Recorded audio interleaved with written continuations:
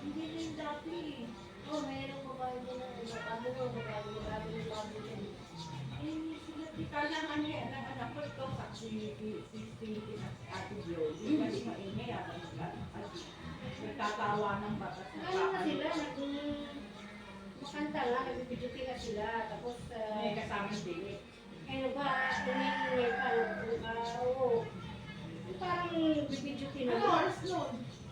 Ano kasi, wala ano pa lang. Pero yung sobrang ingay na parang may tugtog pa, may jockey pa, may Hindi pa.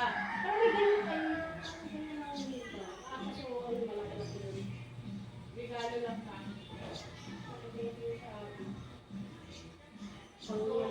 Kailangan konsultin mo kung ano okasyon.